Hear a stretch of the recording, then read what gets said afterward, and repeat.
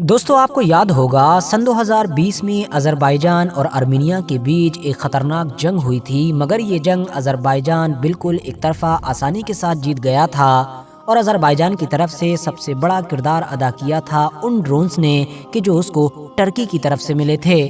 اتنا ہی نہیں، پھر سن 2022 میں رشیا اور یوکرین کی جنگ شروع ہوئی۔ اس جنگ میں ظاہر ہے امیدوں کے مطابق شروعات میں رشیا نے بڑی تیزی کے ساتھ بڑھت بنائی، مگر پھر کچھ وقت کے بعد ہی جنگ کا پاسا پلٹا اور رشیا لاکھ کوششوں کے باوجود بھی آگے نہیں بڑھ پا رہا تھا۔ یوکرین کی طرف سے رشیا جیسی بڑی طاقت کو روکنے میں جو ہتھیار سب سے بڑا کردار ادا کر رہا تھا، یہ بھی دراصل وہی ڈرونز تھے جو یوکرین کو ٹرکی کی طرف سے ملے تھے۔ مگر دوستو، جیسے جیسے وقت گزرا ویسے ویسے نہ جانے کیوں ٹرکی کے ان سارے ڈرونز کا نام اب رشیا اور یوکرین کی جنگ سے غائب ہونے لگا۔ دھیرے دھیرے رشیا نے بھی ان ساری چیزوں کا نہ صرف توڑ نکال لیا، بلکہ وہ تو اب یوکرین کے اوپر حاوی ہونے لگا۔ یوکرین کو سپورٹ کرنے والے اور یوکرین کی فنڈنگ کرنے والے یورپ اور امریکہ پریشان تھے کہ آخر یہ سب کچھ ہو کیا رہا ہے، ہماری لاکھ کوششوں کے باوجود بھی کچھ نہیں ہو پا رہا ہے، آخر رشیا کے کیا چیز ہاتھ لگ گئی ہے۔ لمبے وقت کے بعد جب اس بات کا خلاصہ ہوا تو یقینی طور پر نہ صرف یوکرین بلکہ یورپ اور امریکہ سب کے ہوش اڑ گئے، کیونکہ یہ نیا خلاصہ تو سیدھے طور پر اس بات کی طرف اشارہ کر رہا تھا کہ ڈرونز ٹیکنالوجی کہ جس میں ابھی صرف گنے چنے دیشوں کی ہی پکڑ ہے، اس فیلڈ میں اب ایک نئے کھلاڑی کی انٹری ہو چکی ہے۔ نہ صرف انٹری ہوئی ہے بلکہ اس کھلاڑی نے تو اپنا لوہا پوری دنیا کے سامنے منوا بھی لیا ہے، اور یہ نیا کھلاڑی ایران تھا کہ جو خفیہ طور پر بڑی تیزی کے ساتھ رشیا کو اپنے سستے اور خطرناک ڈرونز سپلائی کر رہا تھا، جس نے رشیا اور یوکرین جنگ کی تصویر کو پوری طریقے سے بدل کر رکھ دیا۔ دوستو، ڈرون ٹیکنالوجی میں ایران کا اچانک سے اتنا زیادہ پاورفل ہو جانا اور اوپر آ جانا دنیا بھر کے لیے حیران کر دینے والا اس لیے بھی ہے کیونکہ جہاں ایک طرف ہم دیکھتے ہیں کہ آج کے دور میں دنیا کے بے شمار امیر اور طاقتور دیش اس فیلڈ میں ترقی تو حاصل کرنا چاہتے ہیں مگر لمبے وقت سے کر نہیں پا رہے ہیں، تو وہیں دوسری طرف ایران ایک ایسا دیش ہے کہ جس کو ایک لمبے وقت سے دنیا سے الگ تھلگ کرنے کی کوشش کی گئی ہے، یعنی امریکہ اور یورپ نے لمبے وقت سے اس کے اوپر بے شمار سینکشنز یعنی کہ پرتیبند لگا کر رکھے ہیں، مگر دوسرے بہت سارے فیلڈز کی طرح اس نے اس فیلڈ میں بھی نہ جانے کیسے اتنی ترقی کر ڈالی اور پوری دنیا کو حیرانی میں ڈال دیا۔ یہی وجہ ہے دوستو کہ ہم کو یہ بھی دیکھنے کو ملا کہ ایک لمبے وقت سے کاغذی طور پر ایران یہ دعویٰ کرتا رہا تھا کہ وہ ڈرون ٹیکنالوجی میں کافی ایڈوانس ہو چکا ہے، وہ اپنی ڈرون ٹیکنالوجی کی تعریفوں کے پل باندھتے ہوئے بھی نہیں تھکتا تھا، مگر ان تمام کوششوں کے باوجود بھی کبھی بھی کوئی ایران کو سیریس نہیں لیتا تھا۔ لیکن رشیا یوکرین جنگ کے بعد سب کچھ بدل چکا ہے، کیونکہ ایران کو یہ پہلا موقع ملا تھا کہ جب وہ دنیا کے سامنے پریکٹیکلی اپنے آپ کو ثابت کر سکے، اور ایران نے اس موقع کا بھرپور فائدہ اٹھایا۔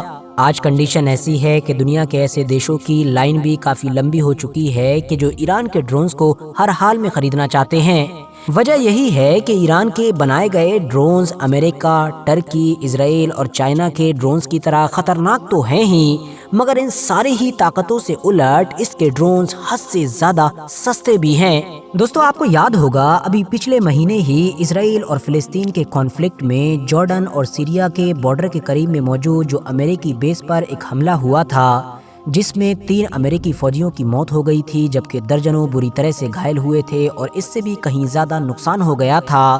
وہ بھی دراصل ایک ڈرون کے ذریعے سے ہی اٹیک کیا گیا تھا۔ اور اس اٹیک کے بعد امریکہ کی طرف سے لگاتار جو شروعاتی بیان آ رہے تھے اس میں یہ دیکھا گیا تھا کہ وہ لوگ بار بار یہ کہہ رہے تھے کہ ہم بھی حیران ہیں کہ ایک ایسا ڈرون جو صرف ون وے کی چھمتا رکھتا ہے، یعنی صرف آنے کی چھمتا رکھتا ہے، جانے کی نہیں، وہ آخر اتنا زیادہ نقصان کیسے پہنچا سکتا ہے۔ ہم لوگ چھانبین کریں گے اور ہم کو پورا یقین ہے کہ وہ شاید ایران کا ہی ڈرون تھا۔ اور ہاں دوستو، ہوا بھی یہی، کیونکہ بعد میں یہ چیز سامنے نکل کر آئی کہ یہ ایران کا ہی ڈرون تھا، وہی ڈرون تھا کہ جو رشیا یوکرین کی جنگ میں رشیا کا سب سے بڑا ہتھیار ثابت ہوا تھا اور جس کو شاہد کے نام سے جانا جاتا ہے۔ ایران کا یہ ڈرون ایک ہی وقت میں نہ صرف کئی میزائلز کیری کر سکتا ہے بلکہ ہوا میں لگاتار 15 گھنٹے سے بھی زیادہ رک سکتا ہے، اور انٹرسٹنگ بات یہ ہے کہ ایران وقت کے ساتھ اس کو اپ گریڈ کرتا جا رہا ہے۔ جس کی وجہ سے اس کی رینج نہ صرف بڑھتے بڑھتے 2000 کلومیٹر کے قریب تک پہنچ چکی ہے بلکہ کیری کرنے کی جو چھمتا ہے وہ بھی کافی اوپر پہنچ چکی ہے۔ ایران کے ڈرونز کی خاص بات یہ ہے کہ یہ سب سے پہلے ٹارگیٹ لیتے ہیں، پھر اڑان بھرتے ہیں اور اس کے بعد اپنے ٹارگیٹ سے جا کر ٹکرا کر پھٹ جاتے ہیں اور بس یہیں پر سارا کھیل ختم ہو جاتا ہے۔ ایسا مانا جاتا ہے کہ ایران نے ایک لمبے وقت سے یہ بات نوٹس کی تھی کہ امریکہ اور اسرائیل جیسے اس کے بڑے دشمن ہمیشہ جنگ کے میدان میں اترنے سے پیچھے رہتے ہیں۔ وہ ہمیشہ ٹیکنالوجی اور مشینز وغیرہ کا استعمال کرتے ہیں، ورنہ جہاں جہاں پر بھی وہ زمین پر اترتے ہیں، اب وہ چاہیں ویتنام ہو یا افغانستان، منہ کی کھاتے ہیں۔ دوسری طرف اسرائیل بھی جب غزہ کی زمین پر فوج کو لے کر اترا تو اس کا کیا حال ہوا یہ بھی دنیا نے دیکھا۔ لیکن ہاں، یہ لوگ ایڈوانس ٹیکنالوجی اور مشینز وغیرہ کے ذریعے سے اپنے دشمنوں کو آسانی سے ہرا دیتے ہیں، بلکہ انفیکٹ خود ایران کو بھی اسرائیل کی طرف سے ایڈوانس ٹیکنالوجی کے ذریعے سے بڑا نقصان پہنچایا جاتا رہا ہے۔ شاید اسی چیز کو دیکھ کر ہی ایران نے بھی ڈرونز ٹیکنالوجی میں بڑی تیزی کے ساتھ بڑھنا